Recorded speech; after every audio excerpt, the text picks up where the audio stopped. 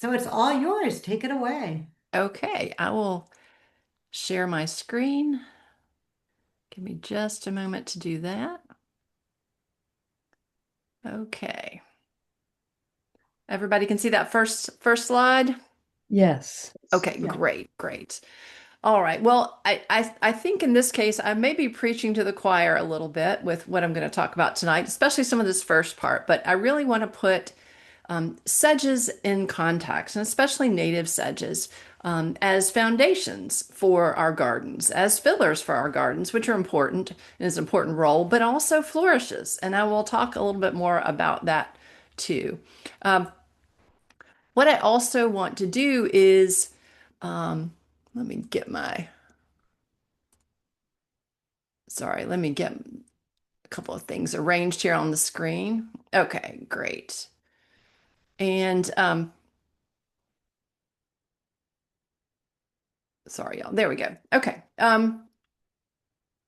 Just to tell you a little bitty bit about Izel. So we are an online source for native plants. We source plants from a number of wholesale nurseries and make them available directly to home gardeners or really to anyone who would like through our website. So I'll talk more about that at the end. And if people have questions, I'm happy to try to answer those for you. But really, what I want to the reason I'd like you to visit our website is really for the resources that we have available. So we have a number of profiles for all the plants I'll talk about tonight. We also have a blog section that has lots and lots of articles. And then we have a number of charts, like a Carex comparison chart that helps you make good choices about the sedges that you might want for your garden. And so my job at Izel is not really so much about selling plants. My job is education and outreach. And for me, that's been the real joy of working with Izel is I get to research the plants, talk about them, learn about them, and write about them. So I really invite you to visit our website and take advantage of those resources that are there. But you may not realize it, but sedges are kind of everywhere. If you walk through the woods, they're there. Anywhere you go, rock faces, cliff faces.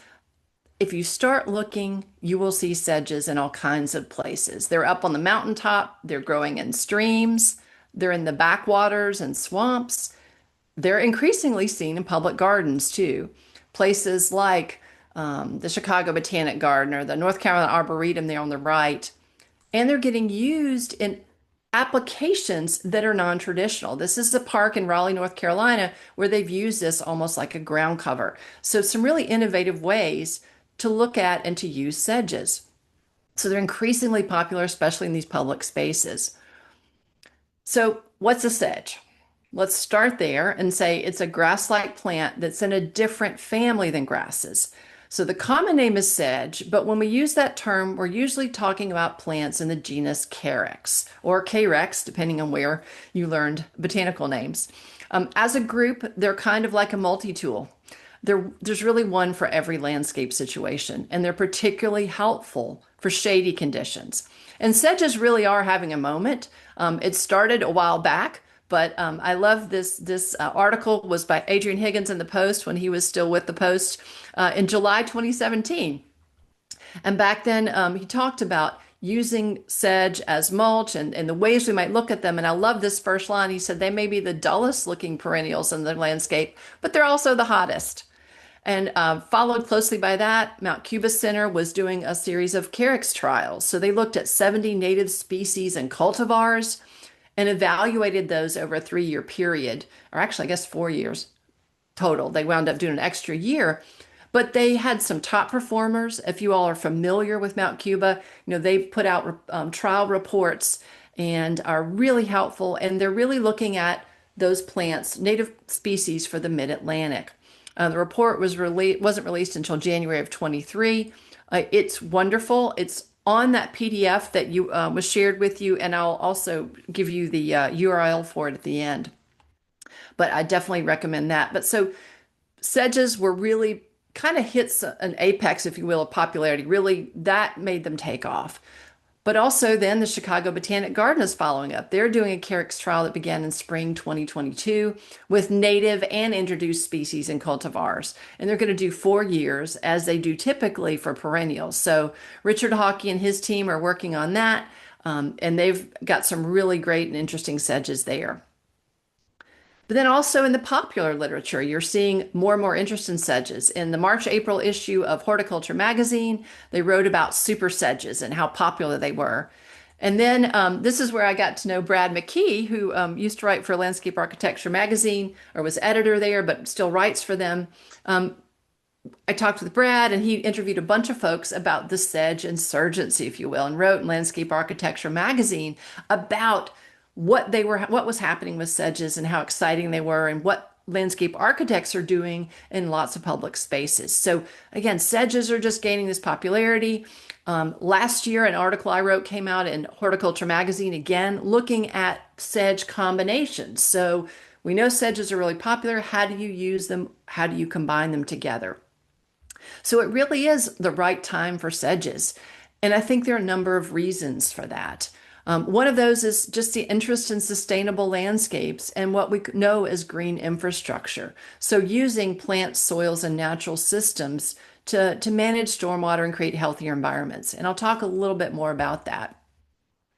Also, just the popularity of native plants. So native sedges have just seen a huge surge of interest in them, certainly over the past 15 years and the last 10 years.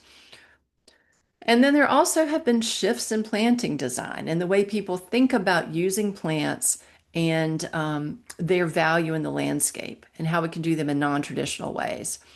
And there's also just frankly been increasing interest from the nursery industry. There's so much more available now than they were even 10 years ago. Now, understand the context, I think, of all of these factors. I want to take a step back and look at the really big picture. And I do mean big here. We're going to look at, the United States from a satellite view. And what obviously pops out is those areas of density, of that light.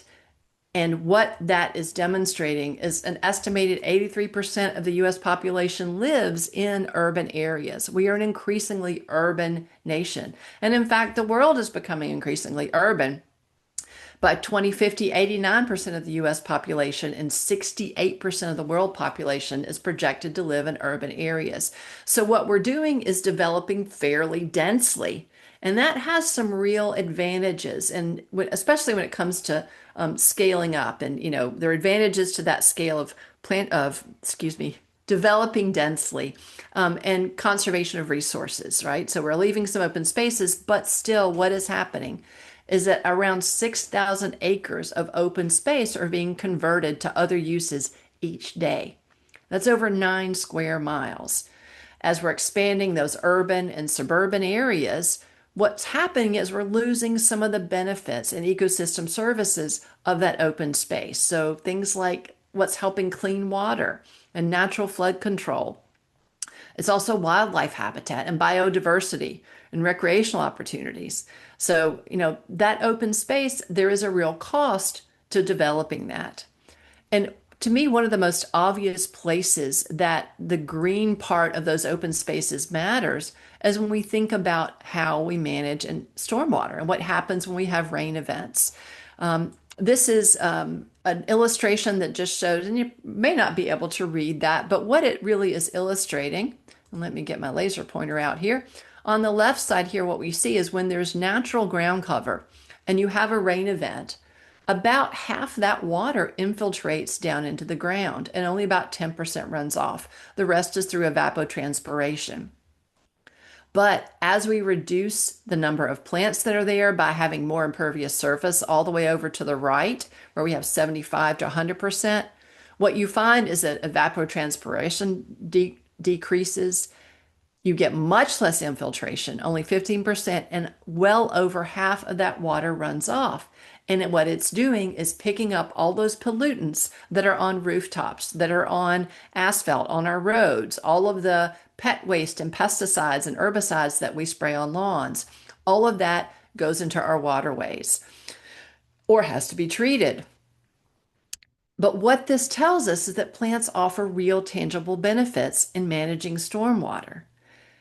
And I love this illustration, this short video I'll show you that really, I think, clearly illustrates the benefits of having living plants on the soil. Let's take a look.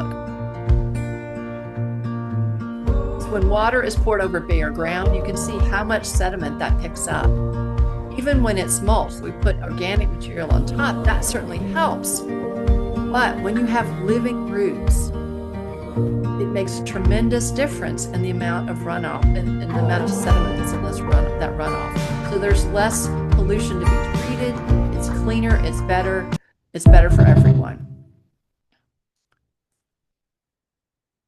Essentially, our landscapes can be a green filter or they can be a gray funnel. And so using plants in ways that help filter our landscapes and make them big sponges are truly beneficial and fit all of these trends I've talked about. And as well, sedges and these bigger trends I'm mentioning really fit what we're hearing from the gardening public. In a survey done by the National Wildlife Federation back in 2020, it was released in 2024, it was done in late 2023, I believe, 12% of US adults are converting part of their lawn to a natural wildflower landscape. 17% are purchasing plants that are native to their region. And 28% are purchasing plants that are beneficial for native bees, butterflies, and birds. So we know that people want different kinds of landscapes and spaces. And what's great about sedges is they do some of this very important work. They can help us manage runoff. They can help reduce erosion, and we'll talk more about how that happens. They help suppress weeds. They support wildlife, and they offer solutions for shade where it's often difficult to find plants that will grow. And so tonight I'll talk about sedges as foundations for our landscapes, as fillers, is an important role, and also as flourishes. Now, most of us think of flourishes as this first dictionary definition, like a bold or extravagant gesture. So something that's a flourish like that. But I'm interested in this second definition, which is an instance of suddenly performing or developing in an impressively successful way. And I'm going to hopefully tonight convince you that sedges have those flourishes as well. But before we do that, let's dig a little deeper and figure out what a sedge is and how it works so we can understand its role in creating better landscapes. So sedges basically have linear leaves and parallel venation. They have small, mostly wind-pollinated flowers, and they're grouped with grasses and rushes. So they're typically called graminoids after Gramineae, one of the older names for the grass family. But these plants are in Cyperaceae, so a different family. And as I mentioned earlier, most of the time when we're talking about sedges, what we really mean, and especially in the landscape trade or the nursery trade, is Carex. It is one of the largest genera of all flowering plant families. There are around 2,000 species worldwide. In the US, there are about 500, give or take. We're finding more and more all the time. All of those species within that genus are herbaceous perennials, and that's really unusual. Usually when you have that many species within a genus, you get all kinds of plants, different forms. You get woody plants and vining plants and herbaceous perennials and annuals, but nope, all the Carex are herbaceous perennials. And as I mentioned, almost 500 species native to North America. Well, everybody probably knows the rhyme. Sedges have edges, rushes are round, and grasses are hollow from the tip to the ground. But let's take a closer look at what that really means in distinguishing grasses from sedges. I'm not going to go into this a lot because we could get pretty deep botanically on this, but the quick way to do this is to understand sedges have edges means really they are triangular in cross section, and they're filled with a pith.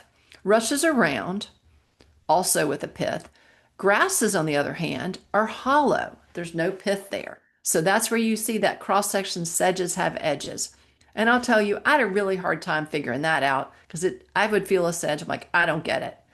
But I had a friend tell me that what you need to do is cut way down, very close to the stem, to the crown of the plant, and there you can see that cross-section there.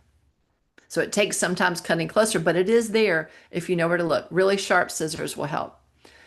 Another part of that rhyme, so sedges have edges, rushes around. Another version says grasses have nodes from their tips to the ground. Grasses have conspicuous swollen nodes. Carex have them, but they're not conspicuous at all. They're pretty smooth. So those are some fundamental differences. Also, when we look at the inflorescences or the flowers of sedges, they are quite different, especially Carex. They are unisexual flowers. They're either male or female. And in the case of Carex, the female flower and fruits are enclosed in a sac-like structure called a perigenium. We won't go too much into that, but you can see in these examples of sedges, there are different kinds of arrangements of the flowers. So here you've got female flowers here on the top, and you've got a spikelet of male flowers below. Here you've got female flowers, and here you've got male flowers. So these kinds of arrangements are really diagnostic for knowing which species or which group of sedges you're in. That's all the botany we're going to do because I'm not a botanist, and sedges are pretty complicated. Even botanists and taxonomists get a little bit cross-eyed when it comes to them, but they're really fun, and you'll find yourself starting to look, I hope, more closely at sedges when you see them. So let's talk about, though, now how they grow. So sedges have, somewhat like grasses, they have a deep fibrous root system. That root system is not as deep. Excuse me, I said it was deep. My apologies. Grasses have a deep root system. Sedges have a shallower one. It usually goes to about 6 to 8 inches deep, but it is very fibrous and branching, and that can be really helpful when it comes to holding in soil and other kinds of functions. They are all cool season plants, so their growth happens primarily when soil and air temperatures are cooler in spring and fall. So what happens is that they will get a flush of growth early in the season. Often in late winter, you'll see sedges start to flush out, and they're going to bloom in spring or early summer. But once they do that, they'll slow down a little bit. Sometimes they'll even flatten out a bit because the temperatures are getting hotter, their photosynthetic process is not as efficient at higher temperatures, and so they just kind of hang out and don't grow very actively during the hot summer months. But as it cools down later in the summer, they'll get a second flush of growth. What you want to do when you're transplanting them, or dividing them, you want to do that when they're actively growing. So you want to do that in late winter or spring or in fall. If you try to do this in the summer with sedges, they're under a lot of stress. They're not actively growing usually, and so you're really going to set yourself up for failure. It's possible, but it's not the best time to do them. Look for it when they're actively growing. And in addition, if you're used to working with grasses, they're pretty fast growers. They have a different photosynthetic process, or at least a lot of them do, the warm season grasses. Sedges, because they're cool season, tend to be slower growing than grasses. So they do grow, in some cases, pretty vigorously, but they're not going to do to the same extent that warm season grasses will. And when it comes to moisture preferences, there's kind of a wide range from standing water to even dry conditions. But in general, worldwide at least, you tend to find sedges, or Carex in particular, in moisture environments. Not always, but they tend to gravitate toward cooler, moisture environments. When it comes to sun preferences, well, lots and lots of sedges are shade tolerant species, and there's some that even prefer it. There are a few, especially in the trade, there are just a very few that like sunlight or can take full sun. But often what we find with sedges is that it's really a balance between moisture and sunlight exposure. The more sun they get, often the more moisture they need, and vice versa. If you put them in a shady location, you may be able to get by with drier conditions. That's a rule of thumb, but it certainly doesn't apply to every single sedge. Also, sedges add tremendous ecological value. Believe it or not, they are hosts for pollinators. Pennsylvania sedge hosts 35 different species of caterpillars. They're less used for their pollen, but you do sometimes see pollinators on them, and there are a few insects that will eat that pollen. I'm frankly cheating a little bit on the plant there. That's a ringcospora, which is in the sedge Cyperaceae family, but isn't actually a Carex. but I just love this little hoverfly on there. It gives you a sense of it.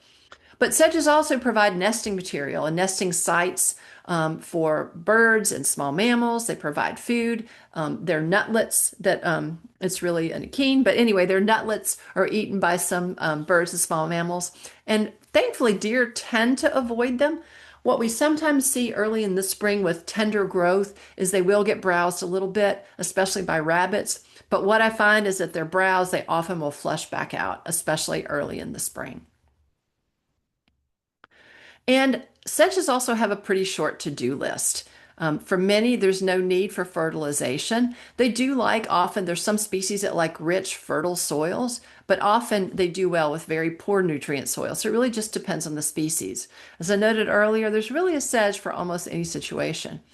They're mostly pest and disease free.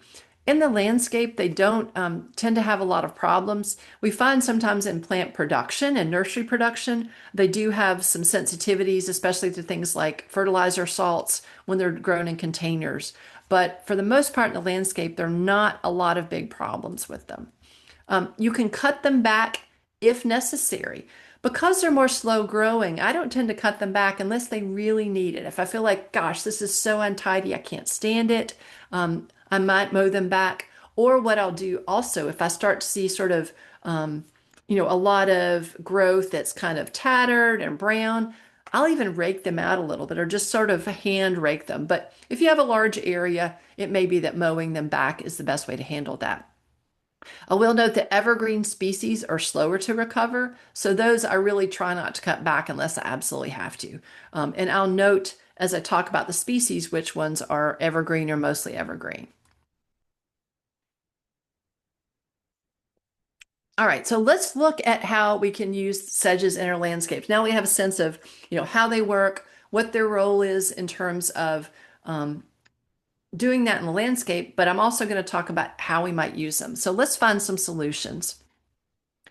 And I want to think about what we do in traditional landscapes. And this is kind of what I might call the default landscape.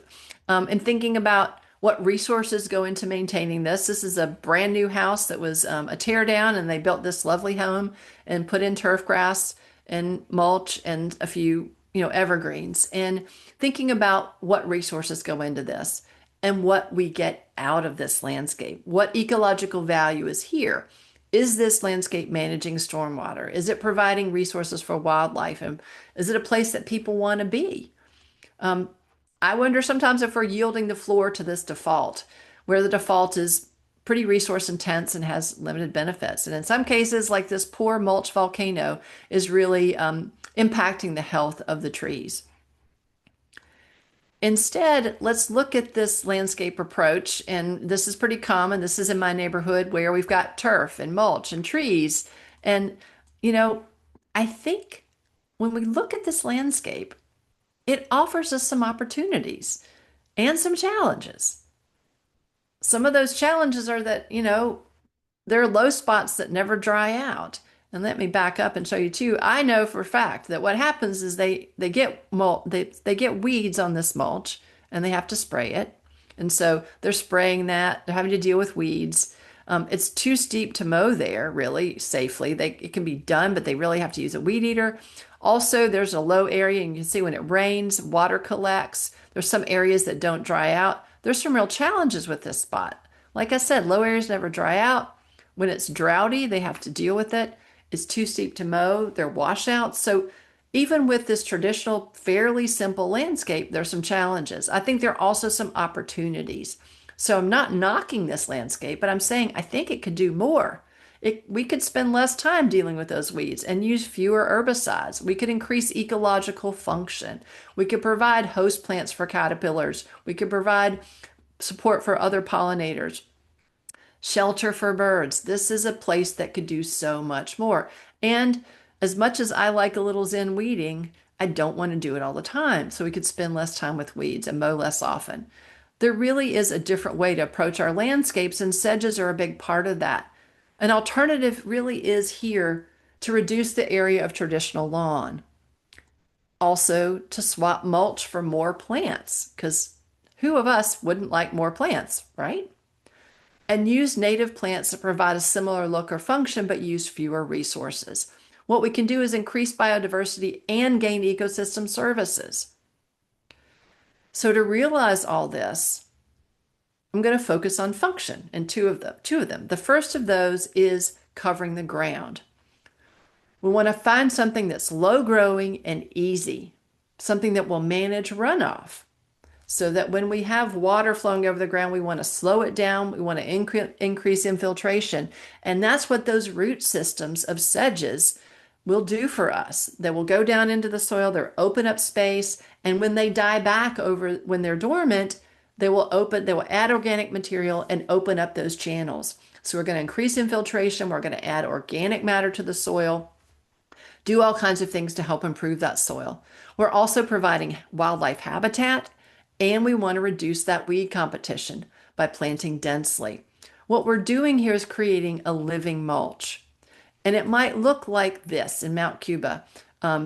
It might look like just this big sweep of a single kind of plant, or a glenstone, where they've got along this pathway, we've got beautiful just sweeps of sedges with other perennials in them.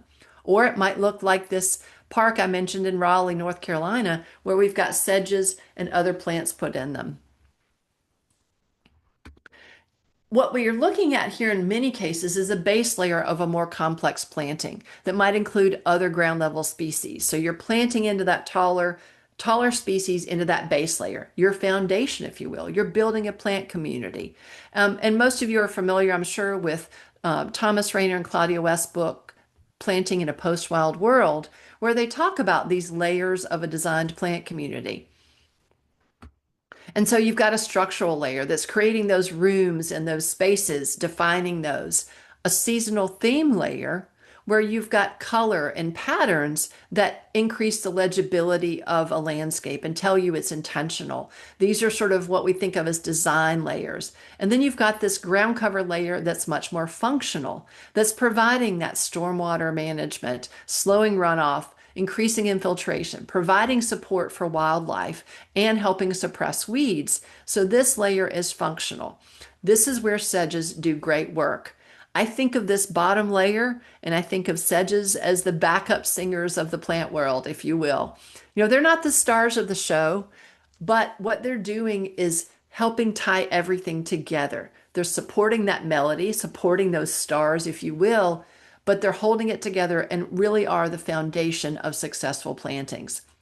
It can be fairly simple. Like on the left here, this is in my home landscape. I've got rosy sedge here underneath, the monarda and a winterberry holly, some daylilies here. Mount Cuba Center, they've got it under these trees. On the high line, you've got Carex bromoides here underneath these heuchera. So even just these simple plantings really make those other perennials pop, and they become your ground layer. One of the most popular native sedges for this, and is I think by far the most popular native sedge currently in the trade, is Carex pennsylvanica, Pennsylvania sedge. And most folks, I'm sure, know this plant. It's a very fine textured. It's got a great ground cover for dry shade. It's a great spreader. What it does is prefer cooler climates, though. For us here in central North Carolina, it can look a bit tired in the middle of the summer. I'll be honest, it looks a little bit tatty. So it's not one that we tend to use as much here, but in cooler climates, it does really pretty well. It is absolutely gorgeous, though, right? It is just a beautiful spreader. It just is so peaceful. This is in the mountains of North Carolina. I love it. And what I'll show you for every plant I'm going to talk about tonight, every sedge, I'll show you a range map just to give you that sense of its geographic distribution. So we have a sense, is it a plant that occurs all over the place? Is it one that occurs only in the mountains or only in the Northeast or the Mid-Atlantic? That gives us some clues about what kinds of environments that plant grows well in, gives you a sense, is it one that's more of a generalist or more of a specialist? The key to it is right here with every map. If it's a green county, it means there is a record of that plant occurring naturally there, so it's present. If it's orange, it means that plant is present, but it's rare. If it's been present in the past, but no longer there, it will be that brownish color. And then if it's blue, that means it is present, through human intervention. Okay, so Carex pennsylvanica this is in the mountains where you see those beautiful trillium growing there up through it. So you see it's a great companion for lots of other perennials. But Mount Cuba Center in their trials found that while Carex pennsylvanica did quite well, an even better performer in the mid-Atlantic was Carex woodii, what's called pretty sedge. It is also a spreader, but it formed a denser carpet for them. It's also fine textured, as I mentioned, a top performer, and they found that it responds very well to mowing. And when you're going to mow sedges like this, and you want to treat it almost as an alternative lawn, mow high, about 3 to 8 inches. So you don't want to mow really low. You want to give it that on a higher setting, as I said, 3 to 8 inches. Um, it won't handle heavy foot traffic, but it'll handle light foot traffic. And you can blow off the leaves from it. So Carex woodii is one that has real potential.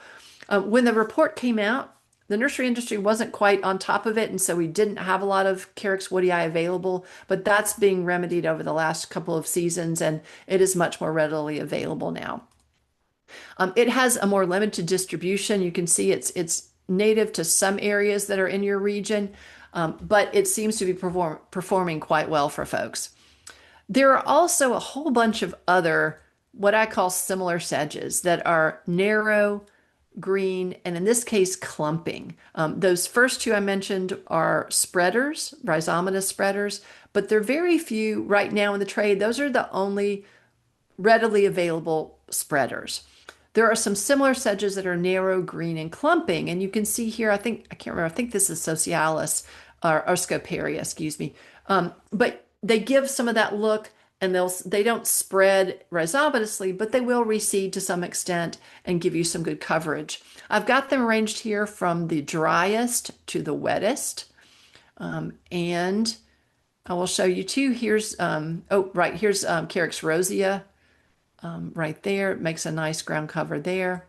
That may be radiata, not sure. But you can see the distribution. So it's somewhat different. There's overlap between them. And I'll talk about just a couple of these in a little bit more depth. As I said, they go from the driest to the wettest, or requiring the wettest. And some are better for sunnier conditions, and some are better in shadier conditions. So let's look at Carex texensis. This is one that does very well in sunny conditions. It's long, fine textured. It will tolerate some foot traffic, not heavy foot traffic, but what's great about it, it is drought tolerant and adapts well to heat. It will take more sun, as I said, than some others, and dry to average soils. And you can see it's really more of a southeastern species, especially down in the lower south, but it will form this really beautiful carpet. Here's a look at it when it is dormant. So this is in the winter. You can see it's still a really nice carpet there. It will lie flat, so it's not necessarily one that's really upright. It's a clumper that tends to lie over and will give some really good coverage there. One that likes a little more moisture and a little more shade with also long, fine textured foliage. Remember, these are the backup singers, is Carex bromoides, the brome sedge.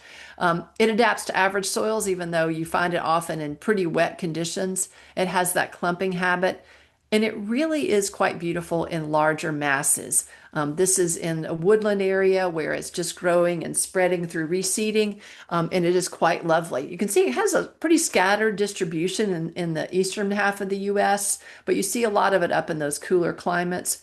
But I've seen it, in fact, this image on the left is growing here in North Carolina. And this is the sedge that is underneath those perennials I showed you earlier on the high line.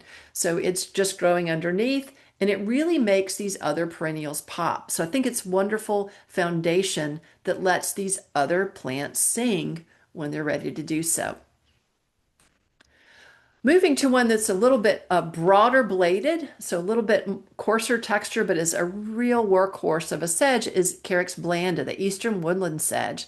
And this is one that handles a wide range of soil types, but also will take both sun and shady conditions. Probably not full-on sun and dry, because it really does love moisture, but it will take a little bit of sun, actually, yeah, probably in between. both sun and shade. What it does is reseed pretty readily. If you plant this, you will have more. It is a pretty prolific reseeder, and you can see that kind of gives you a clue when you see this big distribution. So it's really a generalist sedge. You find it in lots of different habitats. Um, put it where you want more. But what it will do for you is provide really great coverage. So that's the underplanting here. Throughout this perennial planting, underneath it is Carex blanda growing. And you can see what it looks like in September. It's aging pretty well and into November. So this is one that is mostly evergreen. And that's a real plus. Again, we're trying to suppress weeds. We're trying to provide ground cover. We want to slow stormwater. We want to hold in the soil. This sedge provides great coverage. And here's one of my favorites is Carex Bunny Blue. The cultivar name is Hob, but the trademark name is Bunny Blue. It is lovely. It's got wide blue foliage, a bunching habit. It will reseed, but I don't find it's particularly aggressive. I like that it spreads because I always want more of it. And I love it in part because it's so lush, but it's tougher than it looks. It will handle both sun and some shade. It prefers moisture, but I find it will do pretty well in dry conditions also. So it's one that's kind of pretty versatile in my book. You can see that distribution there. And you can see it here on the left. This is at Mount Cuba Center. And on the right, this is in Cincinnati at Spring Grove Cemetery. And they put it underneath their trees and mow it. You can see it's mowed high. And it becomes their alternative to turf grass because we know it's really hard to grow turf in shade. And Bunny Blue is great. It's not always available because it's very popular. Blue is always popular. But a good sub for that is Carex flaccosperma, the thin fruit sedge. It looks very, very similar. It is also mostly evergreen. This is at the Brooklyn Botanic Garden in December. So you can see it's still looking really good even after it's had a freeze or two. And it is one though that has actually a more southern distribution. So you can see that Carex saxicomus, the wild type, that distribution a little bit more toward the north, Carex flaccosperma a little bit more toward the south. This is one that here in North Carolina, I see almost any dry woodland I see Carex flaccosperma is growing there. All right, let's look at another one. This is a bit taller. So this sedge, these others have been probably under 18 inches. This one's a little bit taller, Carex cherokeeensis, the Cherokee sedge. This is one of the toughest sedges that is available in the trade. It's got medium textured foliage, showy seed heads, which I'll show you in a moment. A lot of pluses to this one. It is highly deer resistant. It is one that in a lot of the trials I've seen and in sedge gardens, it is one that even in summertime, it stays the greenest. It stays the freshest looking. And it is mostly evergreen. So this is one that you may want to hold off on cutting back unless you really, really need to, because it's going to be slower to recover.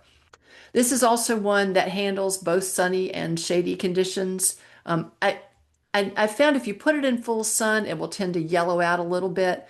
I would give it a little bit of protection, especially from afternoon sun. But it was a top performer in Mount Cuba Center's trials. It does have a southern distribution that is not native to your region. So if you're concerned about bringing in plants outside of your outside of your region, you may want to hold off on Carex cherokeeensis because it also is a pretty prolific spreader. So it's one you want to think about. I wouldn't necessarily put it in natural areas, certainly not for restoration or conservation projects. But in managed landscapes, I think it works pretty well. The one downside of it spreading so much, though, is in small gardens, it can be a bit of a bully. So this is one I actually pulled out of some of my smaller beds because it was just getting too big and beefy and it wasn't letting other plants grow well. So it's better more as a filler for areas. This is on the right at Duke Gardens here in Durham. And they put it in some of the more natural areas off to the side as a filler to help compete with weeds underneath established trees. And you can see those seed heads, you kind of get a sense of why it might spread. but it can be quite lovely. They've got it here in the woodland garden. This is a spring woodland garden, and I think it looks great here on this steep slope. And on the right, this is one of its very best. To me, this is kind of a superpower for Cherokee sedge. It is great for erosion control. You can see here, this is in wintertime, and it is still evergreen. It is holding in that very steep slope, and it is great for that kind of purpose. So, in a spot where you need good coverage and you need quick coverage, Cherokee sedge is a winner. And here are some other companion perennials when you want to cover the ground.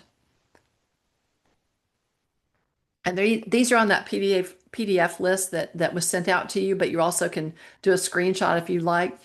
This is a mix of sort of low growing plants. They're summer spreaders. Some have broader leaves, but it's a good mix of textures that look great with sedges and are native to your region.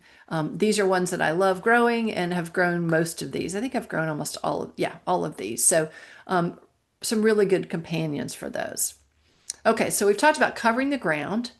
The other function when we're going to look at these alternative ways of treating our landscapes would be to manage water where it falls. We talked for a moment earlier about stormwater and treating and dealing with runoff and slowing it down, increasing infiltration, and that plants really offer those benefits when it comes to managing stormwater. So what we want to do is slow and treat it where it falls, allow it to soak into the ground.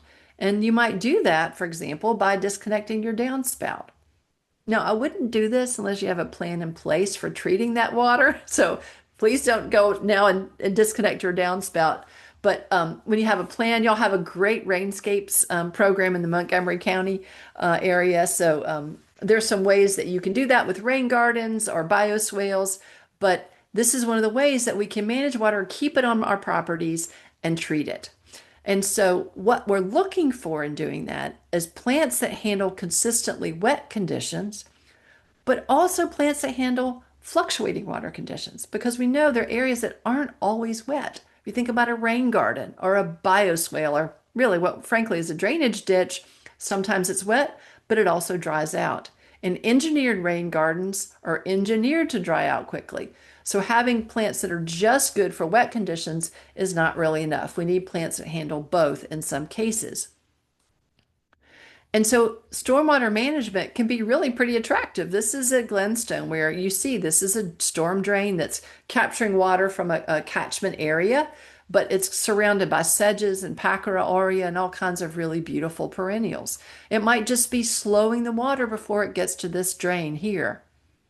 Stormwater management can also be on a green roof, and this has got sedges all throughout it. This is in Western North Carolina, this beautiful camp that has these green roofs. Or here you can see just a very naturalistic stream. This is actually at a brewery where they're treating the runoff water from the brewery in their parking lots with this naturalistic landscape.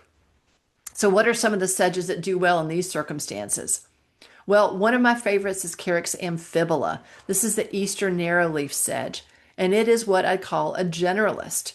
It does occur in a lot of different habitats. It prefers moisture and shade, but it turns out it's pretty adaptable. It'll grow in drier conditions. You can push it into a little bit more sun, especially if it's that underplanting we talked about earlier, or if it's got more moisture. I find it's a really good grower. It forms a nice dense bunch. You can see it there, and it is mostly evergreen. In terms of exposure, let me come back for a second. It tends to like mostly shade. As I said, you can push it in a little bit more sun, but I would just be careful to balance that moisture and sunlight. Here you can see how it really is kind of general. It occurs across the eastern U.S. There's a look at those seed heads. And on the right, there it is in my home garden. That's right next to my deck. I've got it in a mixed planting where it's just that underplanting and it reseeds itself in there. Excuse me. There you can see it's as it's blooming in spring. And on the right, here it is in Silver Spring. This is in a bioswale there that Ann English and Darling Robbins sent me that picture. And this is after 2 feet of snow have melted off of it. So fully evergreen right there.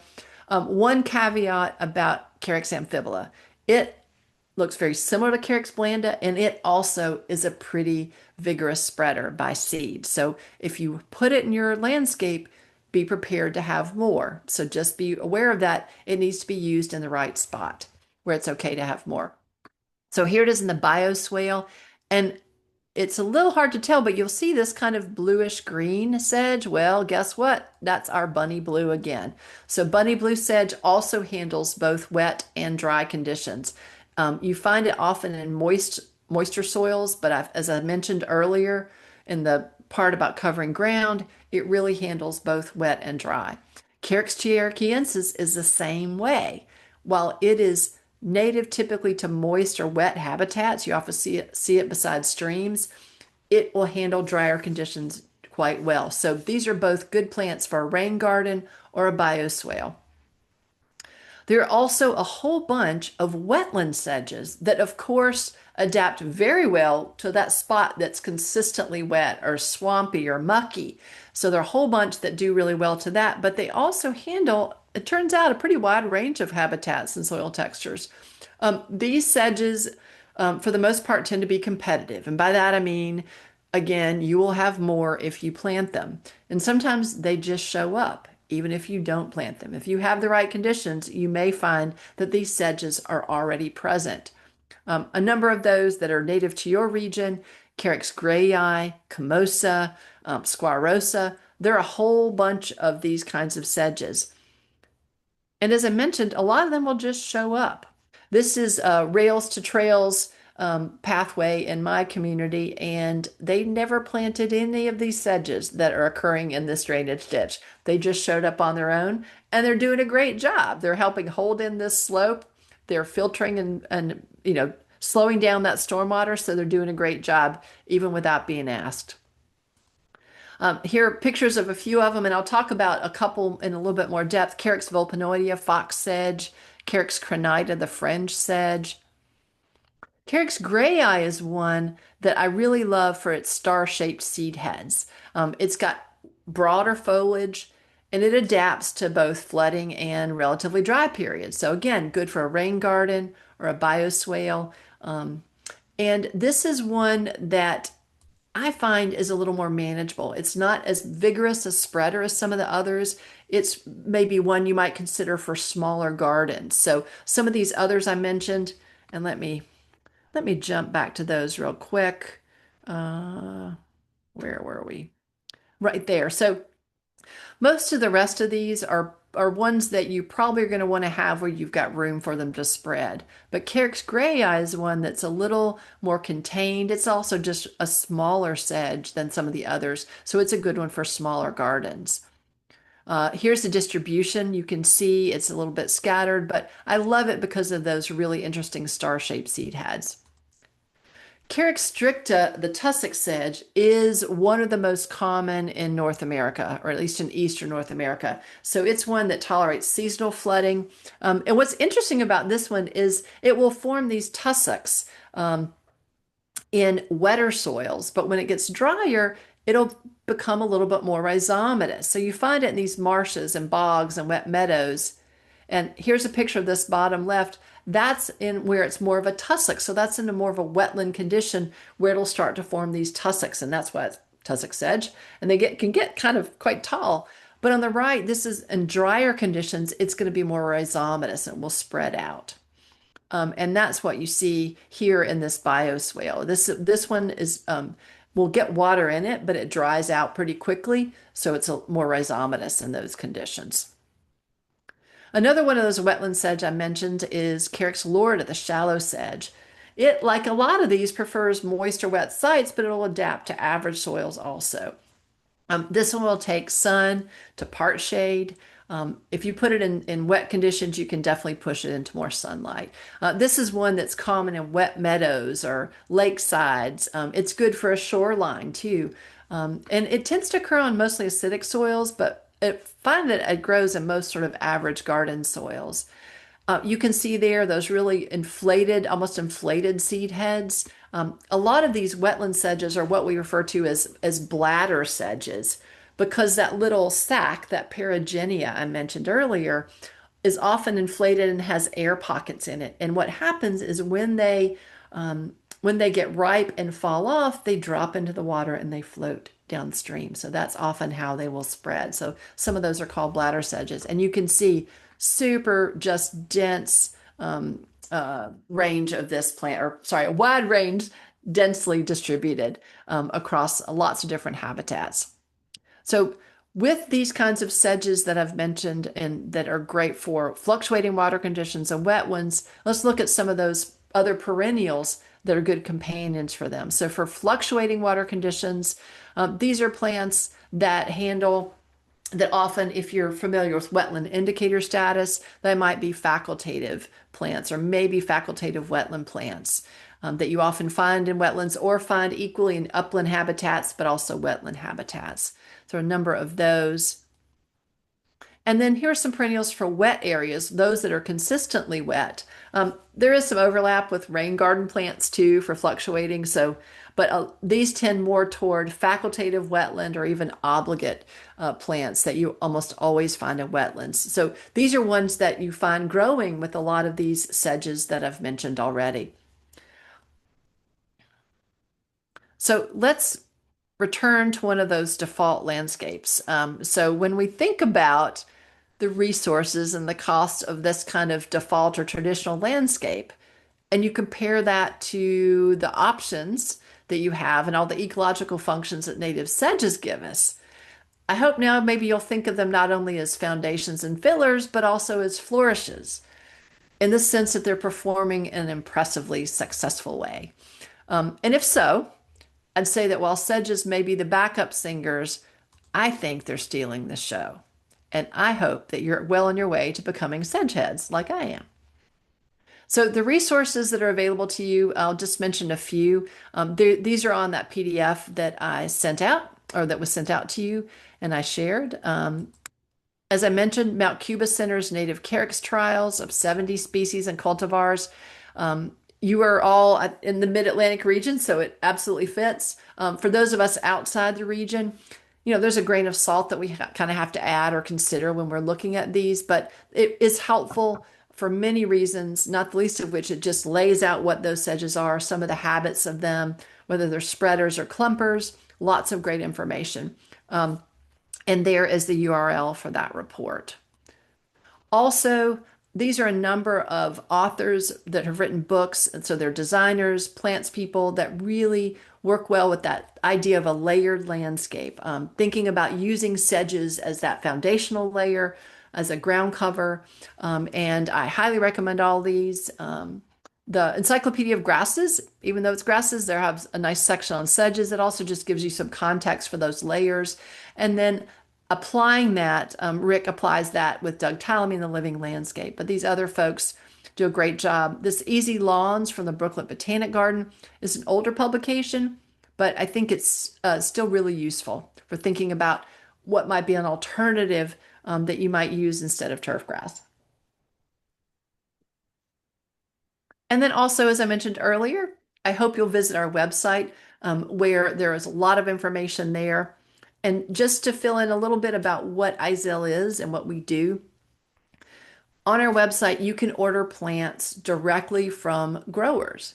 We partner with wholesale growers and we make what they grow available directly to you as a home gardener, or if you are a designer, even if you are in the trade, we find that people you can order from a lot of different growers at the same time. You can choose your ship timing, the time of shipping and when you want it and sizes. They're just not normally available. So for example, you can get plugs like this, a flat of 32 count plugs, and which are pretty cost effective and are I think much easier to plant. There's some real benefits to those, especially when you're doing a large planting. So trying to do a sedge lawn, for example, or plant a wide area, it can be really cost prohibitive to do that with larger sizes. And that's where plugs are really beneficial. But as I said, what I really invite you to do is visit our website to look at all the information that's there. We have a lot of resources. We put a lot of effort and into providing those resources, and so we hope that you will use them. As I mentioned, there are some nice posts about sedges in particular. And to find out about new posts, new articles, new plants that become available, I'd encourage you to sign up for our newsletter. You can scan this QR code here. The newsletter is just once a week, and we try to make it as useful as possible. We tell you about what's new or what's happening, but also, as I said, we have some pretty in-depth articles, and you can nerd out with us on those as well. And I hope learn something that will be help you be more successful. You can also sign up on our website. Every page has a footer like this at the bottom. And if you go here, you can see that button to sign up. So with that, I will wrap up. And here's that QR code again. And thank you for joining me. And if y'all have questions and there's time, I'd be happy to answer those. Thank you so much, Shannon. That was incredibly informative. I really Oh, appreciate that. We have a couple of questions in the chat, and then oh, it great. would be great if everybody wanted to unmute themselves and ask directly. One question from Carol Edwards, who lives on Capitol Hill in DC, wants to know if sedges are affected by a lot of dog pee. Not only is there a lot of dog walking along those streets, pretty intensive dog walking, but there's a historic cemetery and dog park where they're trying to encourage more native plantings. But are sedges something that could be replacing the liriope? I, for whatever reason, I'm not, I know that plants need nitrogen, but I'm not sure they need the uric acid. No, exactly. That is the challenge that the urea and the dog urine is a real problem. I don't know how resistant sedges are to that. My guess is if it's consistent, there's very few plants that are going to be able to handle that. Um, it's interesting that they don't choose the liriope, so I'm not sure if that's because it's why it's not appealing. This is a question I'm going to have to investigate because I don't know. It's a good one, and it's super relevant Yeah. because I know like y'all are here in our area. We have so many new apartment buildings going up, and urban dwellers are walking dogs, and they need a place to go, and so we need to figure out. Carol, I'm sorry I don't have an answer, but I appreciate your asking the question so I can research it and find out. If you do get an answer to it, please let us know because we'd love to have that information. Oh, absolutely. It's a great question. I'm making a note right now. Like this is, wow, wouldn't that be a great post? I'll have to think I, about that. absolutely. Okay. Well, all right. That's And that's then on the to-do list then. Thank you. Dennis, you're up next with your question. I'm just looking for seeds. That's what I always do. Yeah. Well, the challenge, Dennis, with Carex from seed is that it is as much as I said they often reseed, it can be challenging to seed out sedges yourself. They do need cold stratification, typically, often cold, moist stratification. I've not heard that people have great luck with it. That said, I don't know. I think I would have said like Ernst seed probably grows them. Or I'm blanking on some of my seed sources. Y'all, folks, chime in if you can remember. I don't. Gelito often has they don't have as many native sedges, I don't think, but Ernst Conservation Seed would have some. Um, Prairie Moon or Prairie. Prairie Moon does carry some. They do. They have a lot of obviously Midwestern provenance, Mhm. but they do carry some that there. Some sedges are so widespread you could get them from there. Gosh, oh, I'm blanking on a couple of them. Um, let me. There's a Everwild lists some, but Okay. I don't.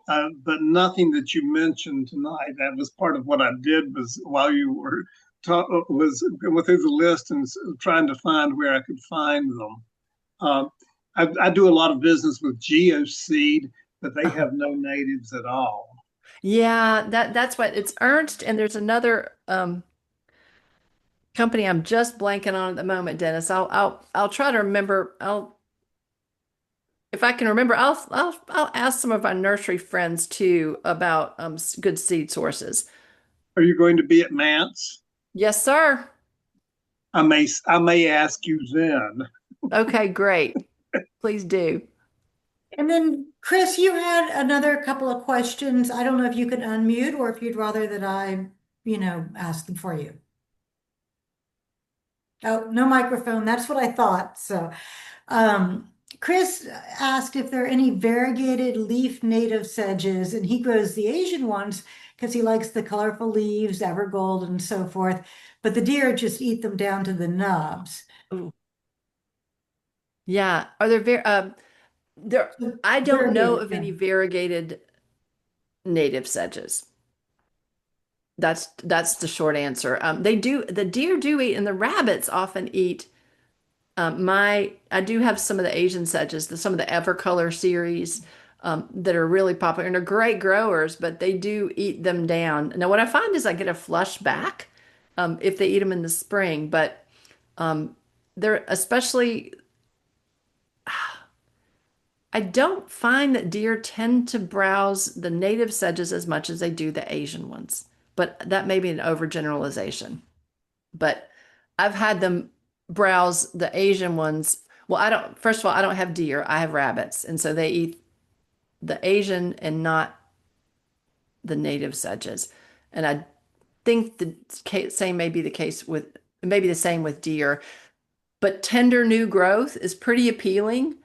So to any mammal. So that may be an issue regardless.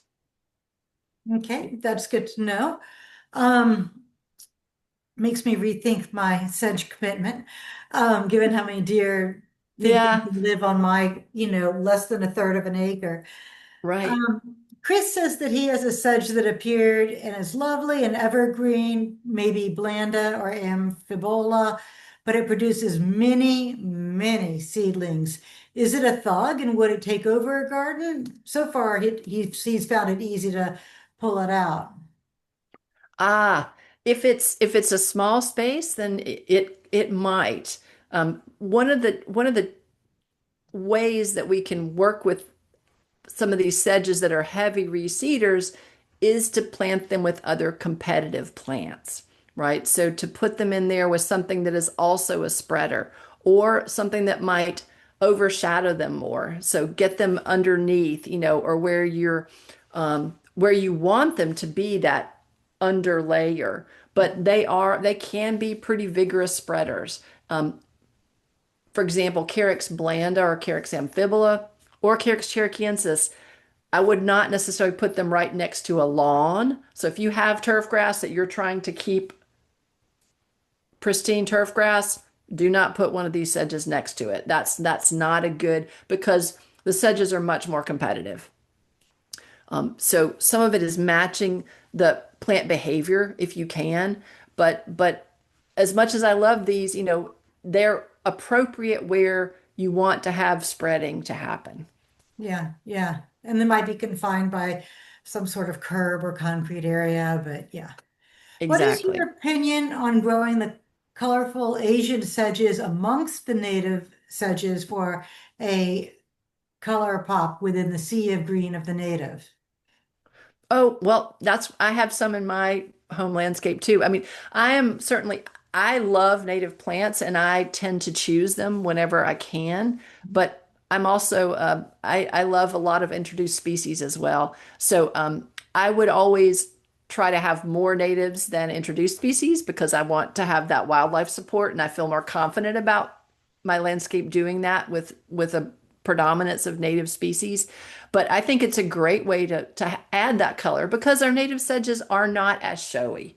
They really are. I'm not kidding. They're backup singers. There's a subtle, there's a subtle beauty to them, um, but they can't match for showiness. They can't match some of those, especially the variegated ones. So they blend together very well. I've got them just like that in my home landscape. Great. That's inspiring. Are there any Carex that are successful in what very dry, shady conditions, and of those which are clumping? Ah, good question. Very dry shade and clumping. So Well, tell us the clumping and also the non-clumping Yeah, varieties. yeah, let me think. That's I'm gonna pull so the Carex pennsylvanica is known for dry shade. Let me I'm gonna go back on my slides to here, right? So I think I'm right about Carex albicans. I don't know if it'll take full shade, but it will take,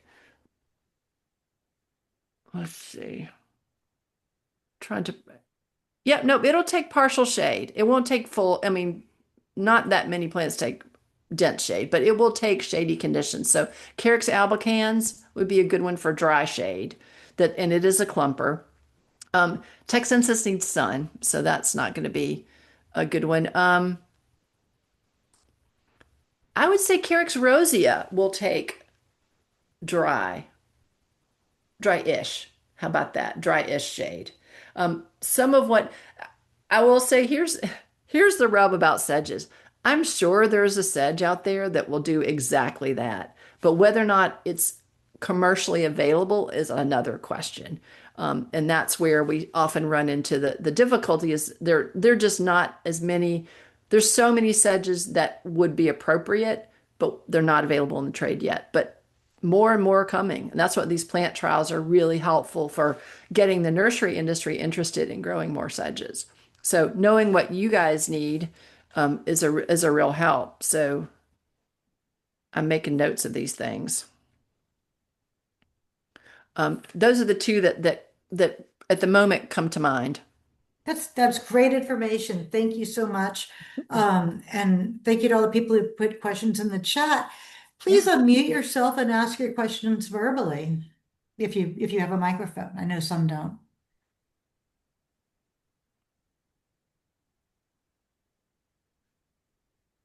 Anybody How else? about how about sedges for full sun? Ah, there aren't nearly as many of those, but Carex texensis is one of those. So it will take full sun. There's there are not that many. Cherokee Cherokee sedge will take it, but as I said, it yellows out a little bit. Um, oh, I wonder, I should have mentioned to y'all another great resource. I think it may be on the PDF that I sent out. Um, on the Flora of the Southeastern US, the website, FSUS, there is, if you look up individual plants, and it's all native, mostly native plants, it gives you what's called a heliophily score or rating. It's an index of a plant's affinity and fidelity to sunlight. This is something I've been doing a talk about shade plants, and heliophily is a rating that gives you, it goes from 1 to 9, and I'm going way off on a tangent, y'all, but I think this is helpful as you're researching plants and looking up plants. It goes from technically 0 means it's not rated because it's not native, but 1 to 9, a 1 means a plant requires shade, a 9 means a plant requires sunlight. Excuse me, Shannon, what is the website again?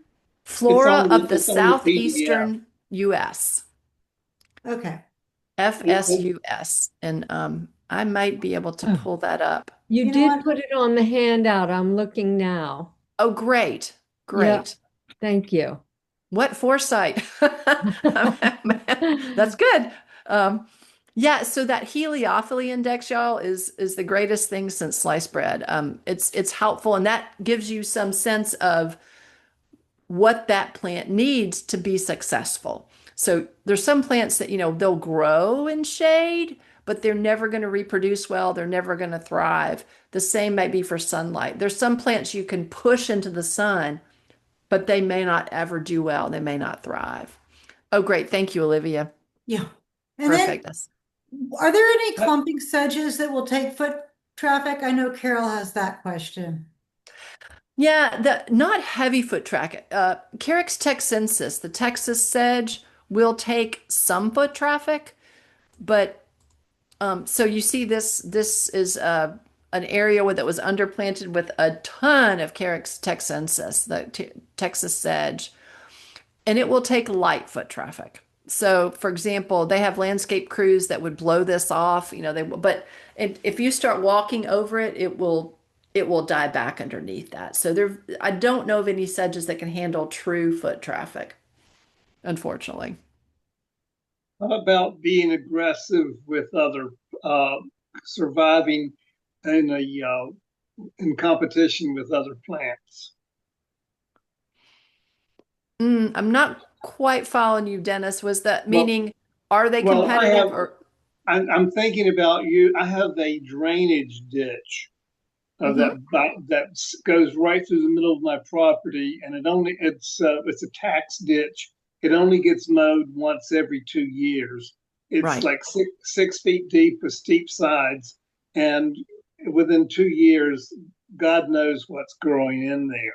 right. Um, but if I plug some, uh, I was thinking about plugging something in there that might actually be a little more aggressive than what's there already. Yes, gotcha.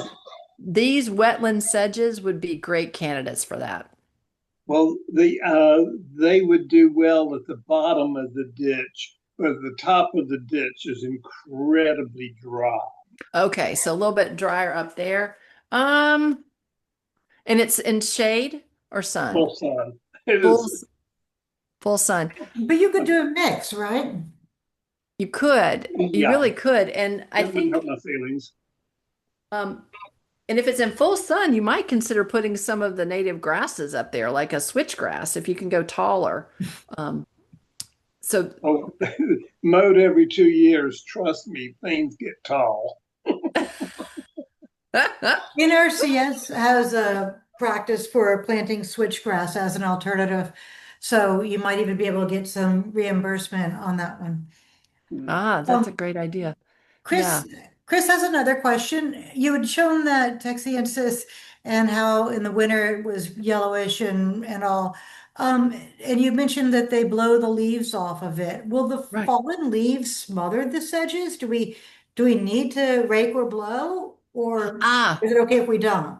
oh, good question. They do that because they like it to look tidy, um, not because it's necessary. So sedges will typically handle being covered with leaves. If it's super dense, they may struggle a little bit, but I've found that in general the sedges in my yard I don't clear off the leaves from my sedges, and they're do fine. I mean, you think about a lot of these sedges are in fact woodland species, and so they have co-evolved with fallen leaves, so they handle it usually quite well. Great. Well, I don't want to keep you any longer. Are there any final questions that you're just dying to ask? I have one.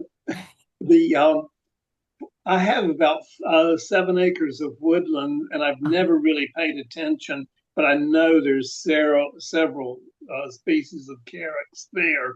Uh-huh. Um, do you have a resource for me to key it out and identify them?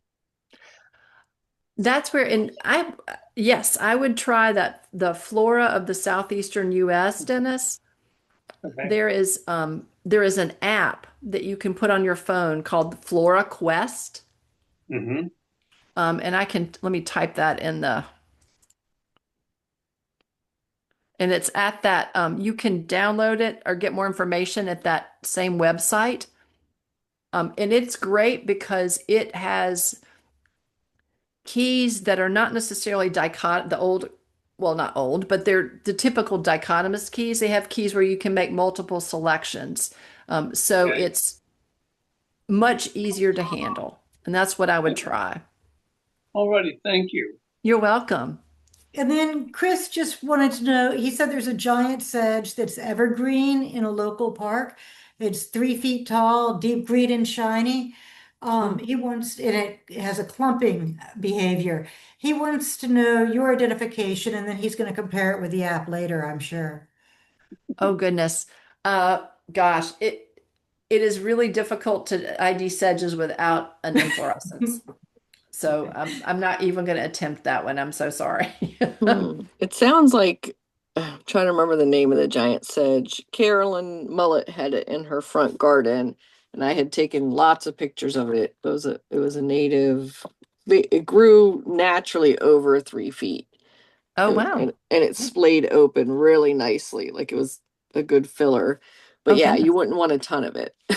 So Oh, wow. Oh, I wish I could yeah. remember what it was, Kathy. Yeah, I'm trying to see giant sedge. Trying to find the photos I took in her garden, but Yeah. we'll post it to Four Seasons if I find it. Carex gigantica, gigantea